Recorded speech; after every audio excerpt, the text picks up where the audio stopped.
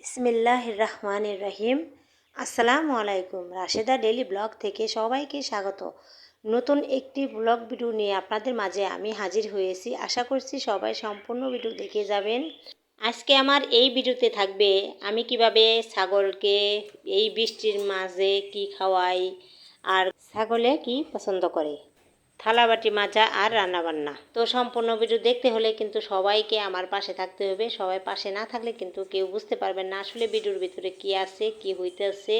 তো তার জন্যই কিন্তু সম্পূর্ণ ভিডিও দেখবেন, কেউ স্কিপ করবেন না। স্কিপ করলেও কিন্তু বুঝতে পারবেন না। তো এই যে আমি কিন্তু ছাগলের জন্য কাঁঠাল পাতা নিয়ে আসলাম। এই কাঁঠাল পাতাটা কিন্তু বেঁধে দিয়ে গেলাম, কারণ এই কাঁঠাল পাতা কিন্তু ছাগলের অনেক প্রিয় একটা খাবার। আর এই বৃষ্টির মাঝখানে কিন্তু এই কাঁঠাল পাতার এই মেন আনা। তো বাইরে ঘাস নাই, এত পানি জমে গেছে সব জায়গায়। আর আমি কিন্তু এই যে দেখেন সুন্দরভাবে আমার এই ছাগলের রুমটাকে অনেক পরিষ্কার করে রাখছি। আর এই যে এখানে দেখতে আছেন, এখানে কিন্তু ভুসি আছে। আর আমি এই ভুসি কিন্তু খালি খাওয়াই না, এই ভুসির সাথে কিন্তু আছে হলো ভুট্টা অর্ধেক করে ভাঙা ভাঙা করে দিয়েছি।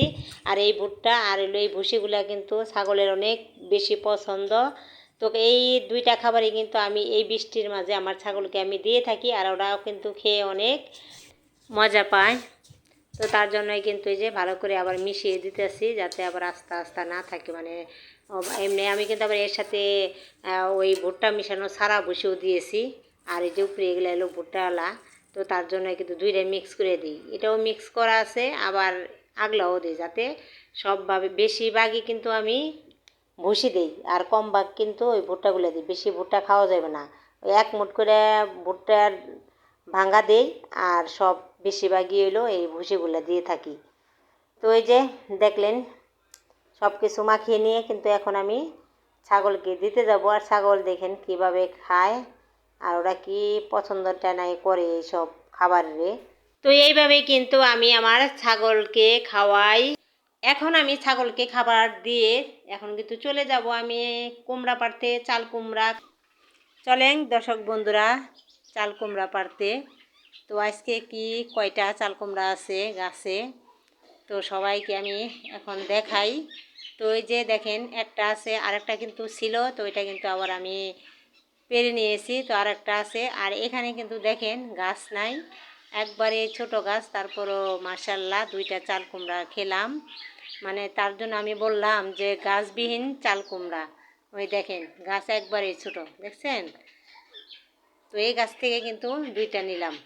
ছাগলের জন্য খাবার দিলাম, চাল কুমড়া পেরে নিলাম। এখন তো রান্না করতে হবে, তাই না দর্শক বন্ধু?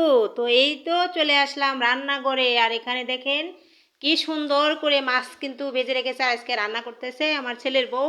তো আমি আবার ওই যে প্রতিদিনের মতো যেদিন আর কি রান্না না করি ওই দিনকে আমি ক্যামেরাম্যান হয়ে থাকি।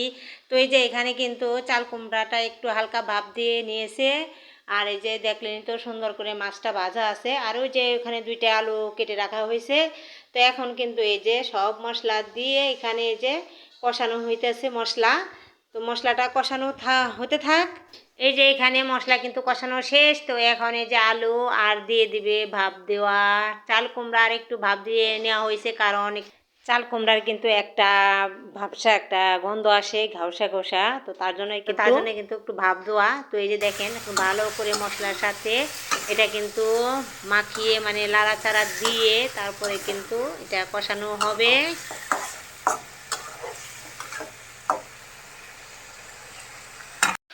তো এই যে এখানে কিন্তু তরকারিটা কষানো শেষ। তো এখন এই যে ঝোলের জন্য পানি দেওয়া হবে। তো এই যে ঝোলের জন্য কিন্তু পানিটা দেওয়া হয়ে গেল।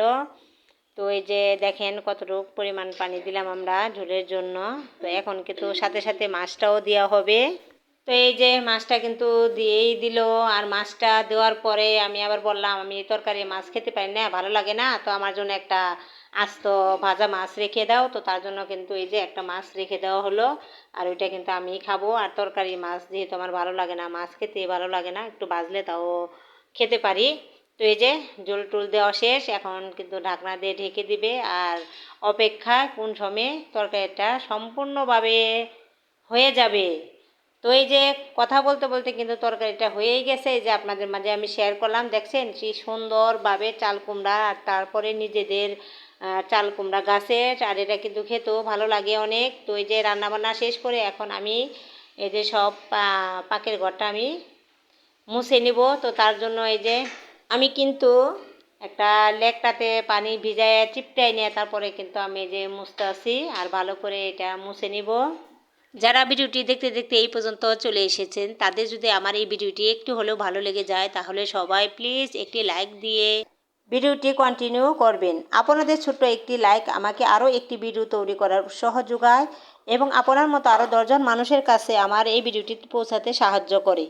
আর আমার প্রিয় নতুন নতুন আপু ভাইয়েরা যারা আমার এই ভিডিওটি দেখতেছেন সবার যদি আমার এই ভিডিওটি ভালো লেগে থাকে তাহলে সবাই আমার এই চ্যানেলটিকে সাবস্ক্রাইব করে আমার পরিবারের বন্ধু হয়ে থেকে যেতে পারেন।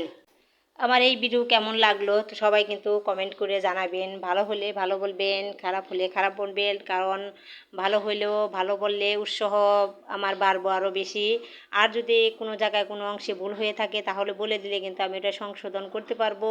তো এই জন্যই কিন্তু কমেন্ট করবেন সবাই বেশি, আর লাইক দিবেন। লাইক কমেন্ট কিন্তু অনেক কম আসে, আমার বুঝি না কিসের জন্য। তো আপনারা যদি কষ্ট করে আমার ভিডিওটা দেখেন তাহলে একটু লাইকটা আর কমেন্টটা করতে কি সমস্যা বুঝে বলেন, একটু কমেন্ট আর লাইক করে দিবেন প্লিজ। আর আর আমার আপু ভাইয়েরা যারা শুরু থেকে আমাকে এইভাবে সাপোর্ট করে যাচ্ছেন তাদের প্রতি অনেক বেশি দোয়া ও ভালোবাসা। তো আমি কিন্তু আবারও বলতেছি, তো আমার এই ভিডিওটি কোথাও কোনো অংশে বা কথায় কাজে যদি ভুল হয়ে থাকে তাহলে সবাই আমাকে ক্ষমা দৃষ্টিতে দেখবেন আর সবাই নিজের মনে করে আমার এই ভিডিওটি দেখে নেবেন। তো আমি কথা বলতে বলতে কিন্তু অনেক কাজই করে নিলাম। তো এই যে দেখে নিলেন, তো আমি ভালো করে চুলাটা মুছে নিলাম আর সব জায়গাটা মানে ফ্লোরটা মুছে নিলাম। আর এখন আবার নিয়ে আসলাম এই যে থালা বাসনগুলা মেজে নেব, এখন ভালো করে ধুয়ে নিব। তো তার জন্য এই যে মাজতেছে এখন। আমার আজকের ভিডিওতে কী কী ছিল, তো প্রথমে তো ছিল আমি ছাগলকে বৃষ্টির দিনে কী কী খাবার দিয়ে থাকি। আর দ্বিতীয়ত আমার চাল কুমড়া গাছ থেকে আমি নিজের চাল কুমড়া পেড়ে নিলাম আর ওই চাল কুমড়া কিন্তু রান্না করা হলো। তারপর পাকের ঘরটাকে একটু পরিষ্কার করে নিলাম। আর এই তো দেখতেছেন থালা বাসনগুলো ধুতে আসি। তো এই ছিল কিন্তু আমার আজকের ব্লগের কাজ কাম, আর সকাল থেকে একটা পর্যন্তর এই কাজ। আর এখন আমি কিছু কমেন্ট নিয়ে কথা বলবো। আমার যে প্রিয় আপু ভাইয়েরা আছে তারা কিন্তু আমাকে অনেক অনেক সাপোর্ট করে আর এত সুন্দর সুন্দর করে কমেন্ট করে, অনেক ভালো লাগে। তো এই যে এখানে কিন্তু একটা পাতিল ছিল, ওইটা আবার পুড়ে গেছিলো, তো ওইটা কি দিয়ে পরিষ্কার করবো, তো তো আমার এটা জানাই আছে। তো আমি কিন্তু ওই যে শিরিষ কাগজ দিয়ে তারপরে কিন্তু আমি যত আটকে যাওয়া পোড়া দাগ বা তেল তেল চিটচিটে ভাব থাকে তো ওগুলা কিন্তু আমি একটু ভিমবার দিয়ে বা যে কোনো আর কি লিকুইড দিয়ে থালাবাটি ধোয়ার লিকুইডগুলা ওগুলা দিয়ে তারপরে কিন্তু এই যে শিরিষ পেপারগুলো আছে ওগুলা দিয়ে কিন্তু আমি ভালো করে ঘষে ঘষে তারপরে পরিষ্কার করি। আর এতে কিন্তু কড়াইটা অনেক পরিষ্কার হয়ে যায়। এ তো আমার সব থালা বাসন কিন্তু মাজা শেষ। তো এখন কিন্তু ধোয়ার পালা। তো এই যে এক এক করে কিন্তু আমি সব থালা বাসনগুলো ধুতেছি পানি দিয়ে আর একটু ডলা দিয়ে দিয়েও ধুতেছি। এখন আবার বেসিংটাকে ভালো করে একটু ধুয়ে নিব। তো তার জন্য এই যে একটু ডলা ডলা দিতে আসি সব জায়গায়।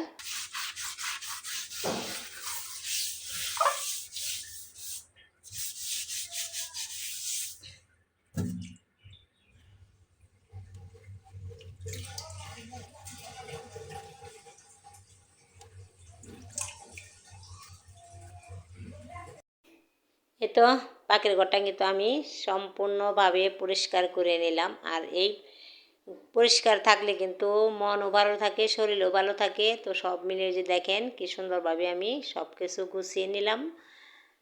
তো ভিডিও আর বড় করব না। তো আমাদের এখানে গ্রাম অঞ্চল, তো সব ঘন ঘন বাড়িঘর, তো এই জন্য কিন্তু সাউন্ড আসে। আবার বাড়িতে বাচ্চা আছে তো তার জন্য কিন্তু সাউন্ডটা একটু আসে। তো কেউ কিছু মনে করবেন না। তো সবাই ভালো থাকবেন, সুস্থ থাকবেন আর আমাদের জন্য দোয়া করবেন। আল্লাহ হাফেজ, আসসালামু আলাইকুম।